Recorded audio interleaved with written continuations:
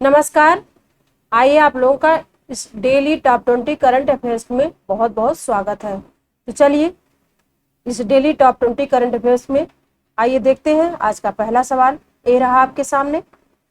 विश्व आर्थिक outlook report किस संगठन द्वारा जारी की जाती है? तो विश्व व्यापार संगठन द्वारा, विश्व आर्थिक मंच द्वारा, या फिर अंतरराष्ट्रीय मुद्रा कोष द्वारा, या फिर आर्थिक सहयोग एवं विकास संगठन द्वारा। तो यह विश्व आर्थिक रिपोर्ट आउटलुक रिपोर्ट किस संगठन द्वारा जारी होता है? तो यह आपका होता है अंतरराष्ट्रीय मुद्रा कोष द्वारा, यानी विकल्प सी आंसर इसका सही है। आइए अगले प्रश्न को देखते हैं। सफल piezo electric bone conduction hearing implant करने वाला देश का पहला सरकारी अस्पताल बन गया है, यानी कौन सा वो अस्पताल है जो देश का पहला सरकारी अस्पताल बना है? तो कमांड हॉस्पिटल पुणे, या फिर पीजीआई लखनऊ, या फिर एम्स नई दिल्ली, या फिर पीजीआई चंडीगढ़। तो कौन सा सरकारी अस्पताल बना है? तो है आपका कमांड हॉस्पिटल पुणे, यानी विकल्प ए आंसर इसका सही है, कमांड हॉस्पिटल पुणे। अगला प्रश्न ए रहा आपके सामने। 10 अप्रैल 2024 को विश्व व्यापार संगठन ने 2024 के लिए व्यापार वृद्धि अनुमान को कितने प्रतिशत कर दिया है? तो इस विश्व व्यापार संगठन ने 2024 के लिए व्यापार वृद्धि अनुमान को कितने प्रतिशत बढ़ाया है?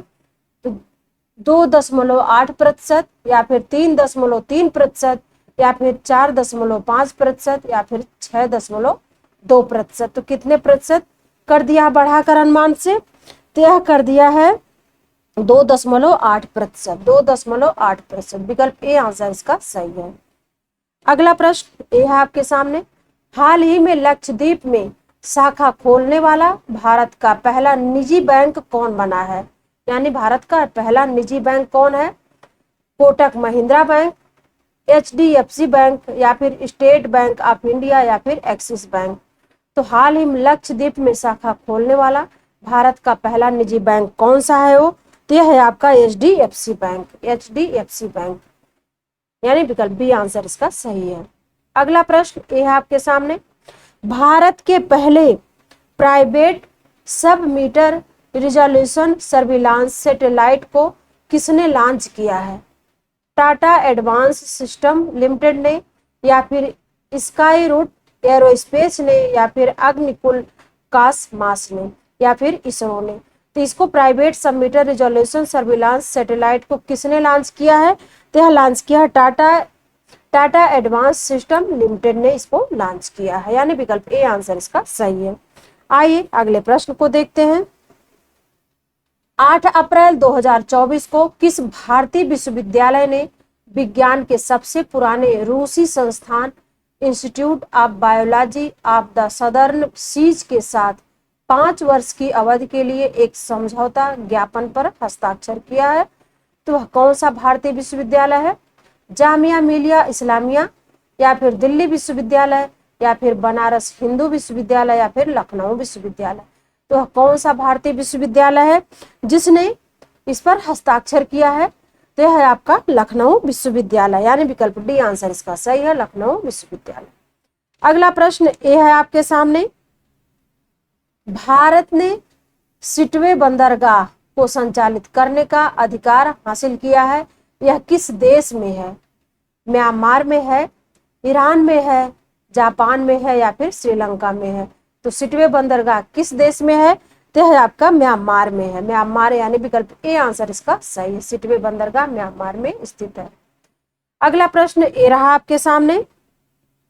सागर कवच 1/24 अभ्यास का आयोजन हाल ही में कहाँ किया गया है?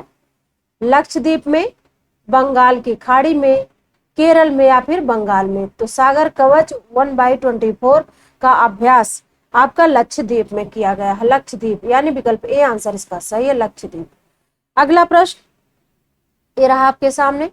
हाल ही में भारतीय पुलिस सेवा के किस वरिष्ठ अधिकारी को केंद्रीय अन्वेषण ब्यूरो यानी CBI के संयुक्त निदेशक के पद पर नियुक्त किया गया है?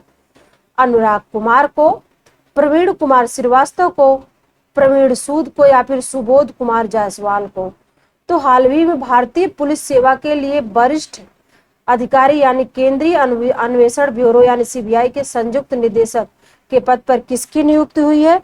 तो यह है आपके अनुराग कुमार। अनुराग कुमार का सीबीआई के संयुक्त निदेशक पद की नियुक्ति हुई है। आइए अगले प्रश्न को देखते हैं। 8 अप्रैल 2024 को एयर इंडिया ने ग्लोबल एयरपोर्ट ऑपरेशंस के प्रमुख के रूप में किसकी नियुक्ति की घोषणा की है? राकेश मोहन की, हरेंद्र सिंह की, जयराम सनमुगम की या फिर समीर कुमार परिंदा की? तो किसकी नियुक्ति हुई है इसके रूप में?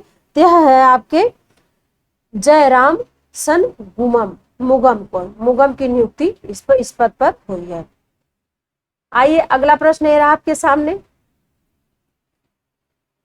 ये है एशियाई विकास बैंक यानी एडीबी ने चालू वित्त वर्ष 2024-25 के लिए भारत के सकल घरेलू उत्पाद यानी जीडीपी की वृद्धि दर 6.7% से बढ़ाकर कितनी दर दी है?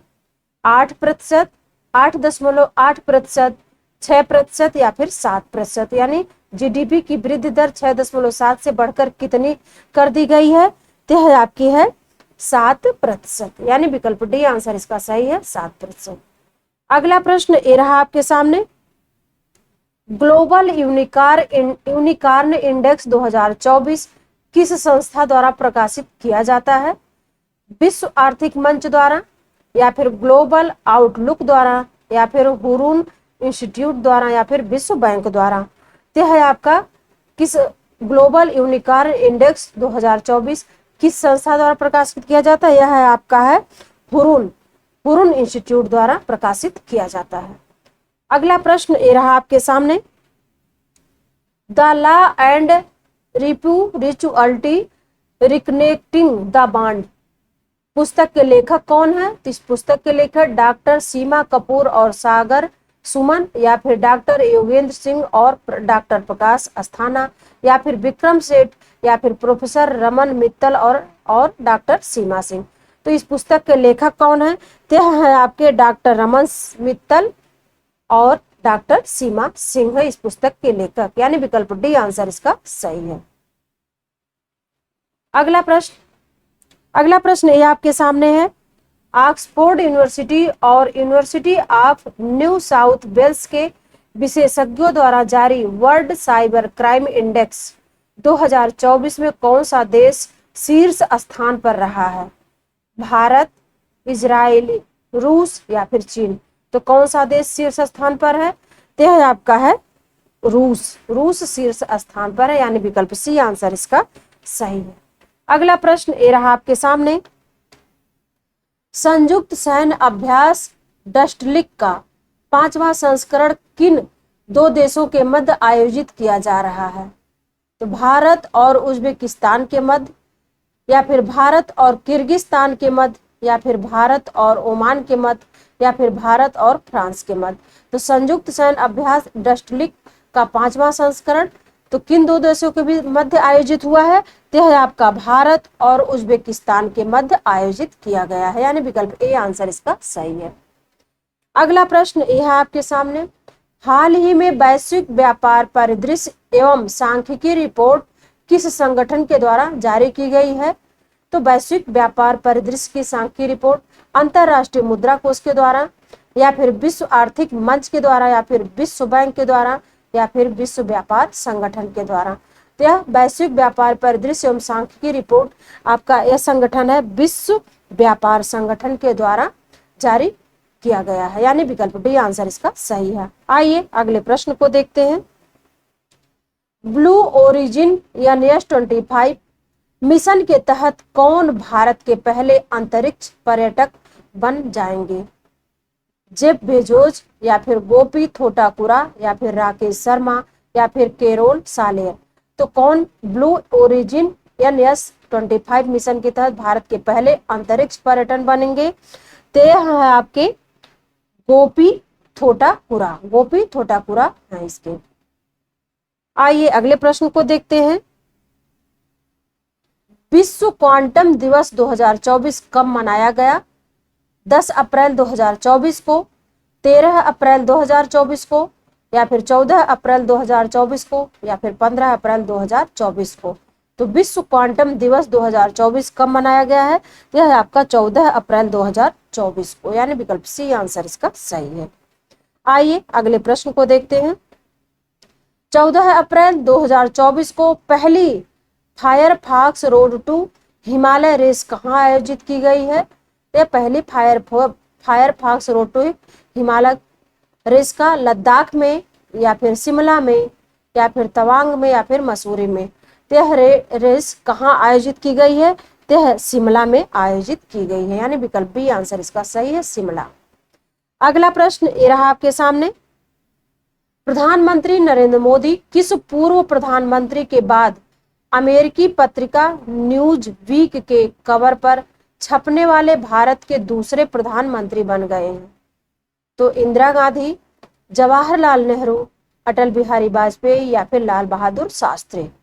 तो किसके बाद इन्होंने अमेरिकी पत्रिका न्यूज वीक के कवर पर छपने वाले भारत के दूसरे प्रधानमंत्री बने हैं?